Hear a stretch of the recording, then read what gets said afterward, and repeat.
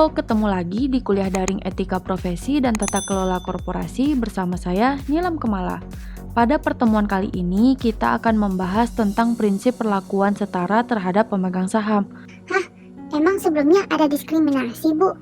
Ya, gimana ya? Kan kalian tahu jenis dan klasifikasi saham beda-beda. Ada saham biasa, ada saham preferen. Nah, itulah salah satu mengapa perlu dibahas tentang kesetaraan pemegang saham.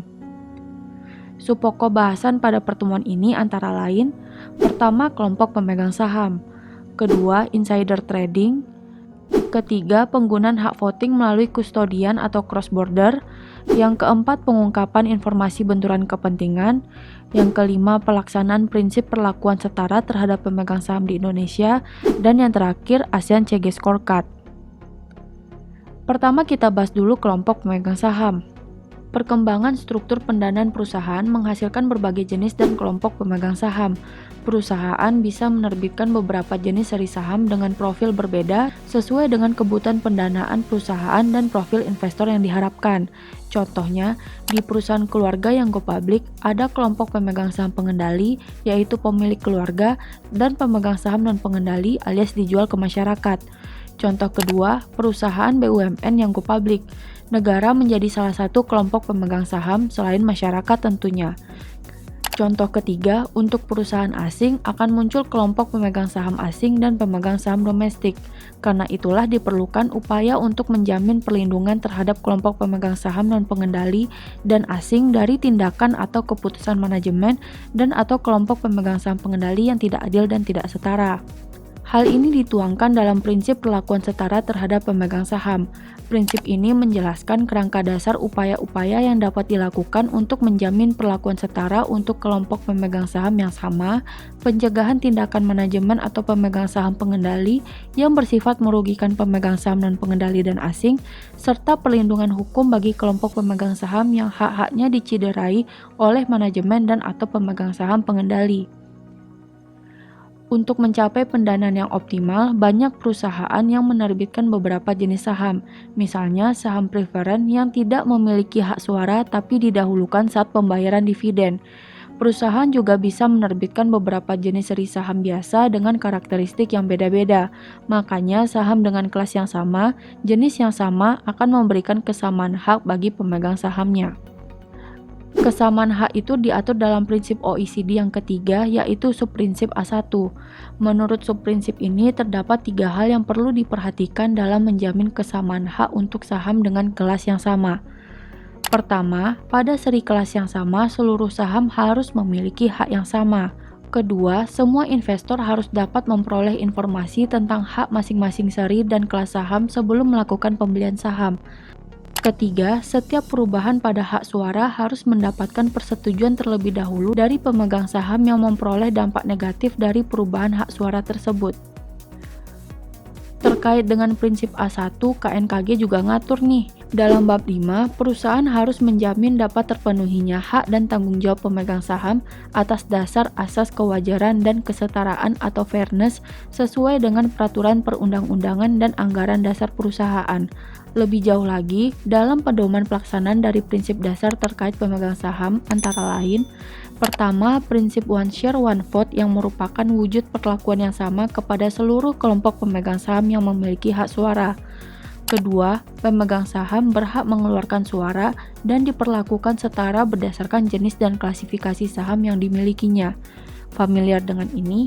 Iya, kita udah pernah bahas di pertemuan sebelumnya. Berikutnya kita bahas tentang transaksi dengan pihak berelasi atau mengandung benturan kepentingan. Sekedar mengingatkan, pihak berelasi adalah orang atau entitas yang terkait dengan entitas tertentu dalam menyiapkan laporan keuangannya. Transaksi antar pihak berelasi atau mengandung benturan kepentingan dapat mencakup transaksi yang bersifat operasional dan rutin, seperti transaksi penjualan dan pembelian barang jasa. Bisa juga transaksi strategis seperti pendanaan, investasi, merger, dan lainnya. Tujuan transaksi antar pihak berelasi untuk tujuan efisiensi. Contohnya seperti penghematan biaya penjualan dan pemasaran. Tapi, transaksi pihak berelasi atau mengandung benturan kepentingan juga berpotensi menjadi abusive terhadap pihak tertentu. Transaksi abusive terjadi ketika manajemen dan atau pemegang saham pengendali dapat mengarahkan transaksi yang hanya menguntungkan perusahaan yang dikendalikannya dan menyebabkan kerugian di perusahaan yang berelasi. Misalnya, sekelompok pemegang saham memiliki kendali di PT A dan pengaruh yang signifikan di PT B. PT B memasok bahan baku ke PT A. Kelompok pemegang saham dan atau manajemen yang mewakilinya di PT B bisa mengarahkan transaksi ke PT A pada harga tertentu agar PT A bisa memperoleh harga di bawah harga wajar. Tujuannya apa? Supaya keuntungan PT A lebih besar, tapi PT B bisa jadi memperoleh laba yang lebih kecil, bahkan merugi karena transaksi tersebut. Pemegang saham dan pengendali akan dirugikan dengan transaksi pihak berelasi yang seperti ini. Berdasarkan prinsip OECD ketiga subprinsip A2, terdapat beberapa upaya untuk menangani transaksi pihak berelasi yang berpotensi abusive dengan memperlakukan regulasi yang pertama, mewajibkan pengungkapan transaksi pihak berelasi atau mengandung benturan kepentingan yang dilakukan perusahaan. Kedua, menegaskan peran Dewan Komisaris dalam melakukan pengawasan terhadap transaksi pihak berelasi atau mengandung benturan kepentingan. Ketiga, mengatur bahwa transaksi yang dilakukan untuk kepentingan kelompok usaha tertentu harus dikompensasikan dengan penerimaan manfaat sepadan dari kelompok usaha lainnya.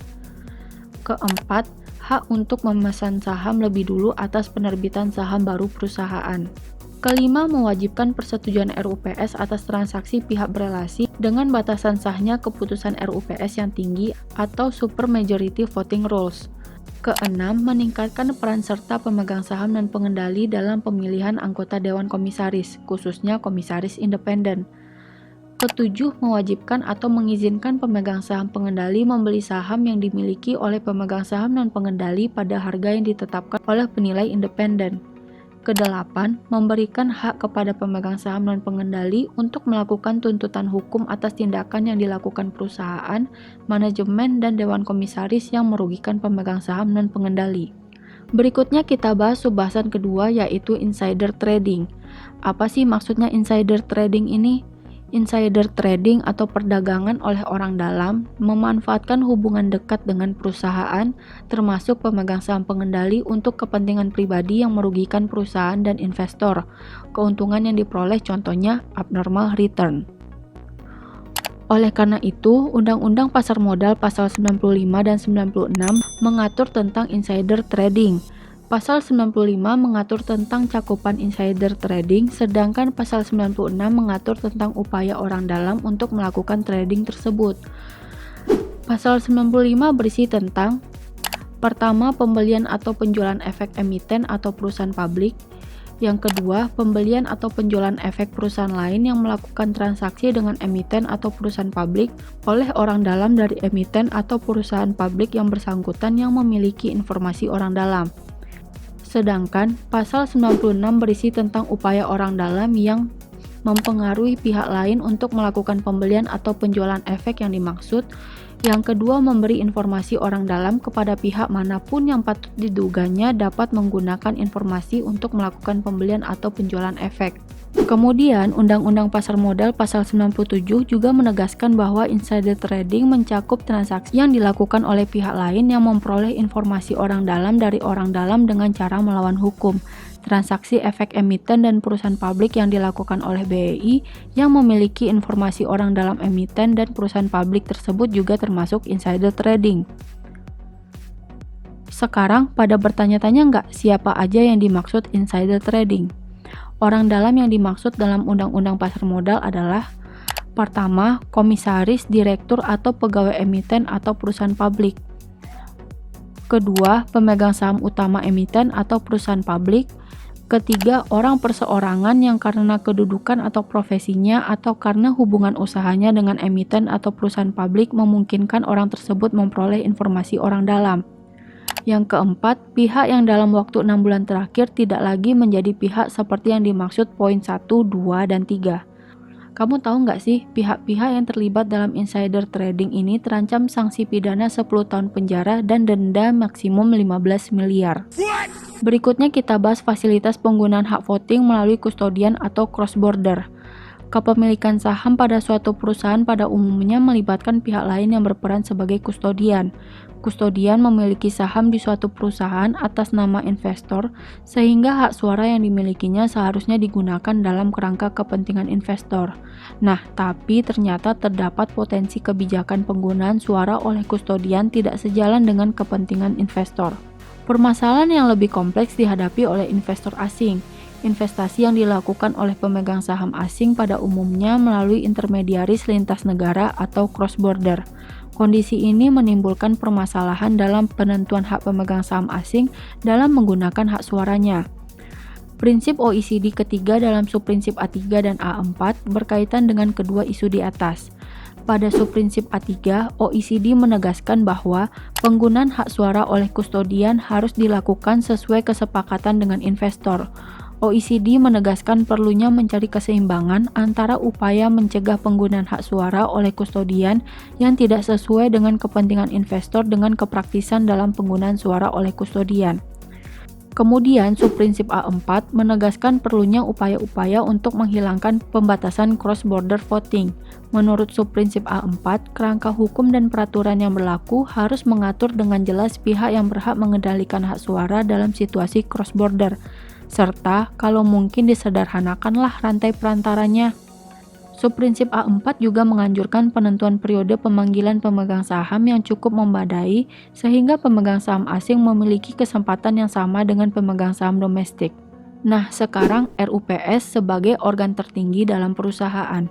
Berbagai keputusan penting atau strategis tentang perusahaan diputuskan melalui RUPS, seperti pengangkatan direksi dan dewan komisaris, pembagian dividen, persetujuan laporan keuangan, perubahan anggaran dasar, persetujuan tertentu, dan lainnya. Makanya partisipasi pemegang saham dalam RUPS merupakan hak dasar pemegang saham. Nah, berikut ini merupakan pedoman pokok pelaksanaan yang terkait dengan penyelenggaraan RUPS. Pertama, pemegang saham diberikan kesempatan untuk mengajukan usul mata acara RUPS sesuai dengan peraturan perundang-undangan. Kedua, panggilan RUPS harus mencakup informasi mengenai mata acara, tanggal, waktu, dan tempat RUPS. Ketiga, bahan mengenai setiap mata acara yang tercantum dalam panggilan RUPS harus tersedia di kantor perusahaan sejak tanggal panggilan RUPS. Keempat, penjelasan mengenai hal-hal lain yang berkaitan dengan mata acara RUPS dapat diberikan sebelum dan atau pada saat RUPS berlangsung. Kelima, risalah RUPS harus tersedia di kantor perusahaan dan perusahaan menyediakan fasilitas agar pemegang saham dapat membaca risalah tersebut. Terkait dengan bahan rapat yang menyertai panggilan RUPS, bahan tersebut dimuat di website perusahaan agar mudah diakses oleh pemegang saham jauh hari sebelum RUPS dilaksanakan. Berikutnya kita bahas pengungkapan informasi benturan kepentingan. Direksi sebagai pimpinan puncak perusahaan dan dewan komisaris sebagai organ pengawas tertinggi di perusahaan memiliki pengaruh yang besar terhadap keputusan atau tindakan yang dilaksanakan perusahaan. Tindakan atau keputusan tersebut seharusnya didasarkan pada kepentingan perusahaan dan seluruh pemegang saham. Tapi, direksi dan anggota dewan komisaris bisa memiliki kepentingan pribadi atau self-interest atas keputusan atau tindakan tertentu yang akan dilaksanakan perusahaan. Misalnya, direktur dan atau komisaris memiliki saham di perusahaan lain yang memasok bahan baku ke perusahaan atau membeli produk dari perusahaan. Nah, untuk itu pedoman GCG Indonesia juga mengatur secara tidak langsung kewajiban pengungkapan informasi benturan kepentingan dalam bab 3 tentang etika bisnis dan pedoman perilaku. Pertama, benturan kepentingan adalah keadaan di mana terdapat konflik antara kepentingan ekonomis perusahaan dan pribadi pemegang saham, komisaris dan direktur, serta karyawan perusahaan. Kedua, senantiasa mendahulukan kepentingan ekonomis perusahaan di atas kepentingan ekonomis pribadi atau keluarga maupun pihak lainnya. Ketiga, dilarang menyalahgunakan jabatan untuk kepentingan atau keuntungan pribadi, keluarga, dan pihak-pihak lain.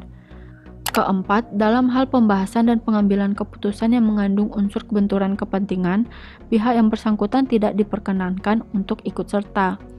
Kelima, pemegang saham yang mempunyai benturan kepentingan harus mengeluarkan suaranya dalam RUPS sesuai dengan keputusan yang diambil oleh pemegang saham yang tidak memiliki benturan kepentingan.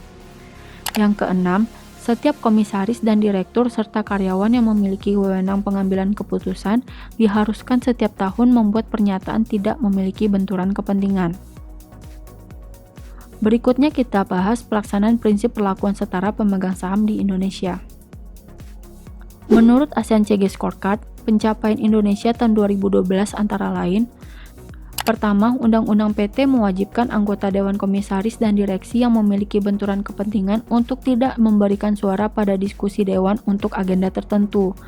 Yang kedua, hanya sedikit transaksi pihak berelasi yang dapat diklasifikasikan sebagai bantuan keuangan oleh perusahaan kepada entitas selain perusahaan anak yang sepenuhnya dimiliki perusahaan. Sedangkan keterbatasan yang masih ditemukan antara lain: pertama, panggilan RUPS jarang disajikan dalam bahasa Inggris. Kedua, informasi pendukung yang menjelaskan agenda RUPS tidak tersedia atau tidak mudah untuk diperoleh. Ketiga, sebagian besar perusahaan tidak memiliki atau tidak mengungkapkan keberadaan kebijakan yang mewajibkan anggota Dewan Komisaris dan Direksi untuk melaporkan transaksi saham perusahaan yang dilakukannya dalam kurun waktu 3 hari setelah transaksi. Keempat, sebagian besar perusahaan tidak memiliki atau tidak mengungkapkan keberadaan kebijakan yang mewajibkan komite independen mereview bahwa transaksi pihak berelasi yang material dilakukan dalam kepentingan perusahaan.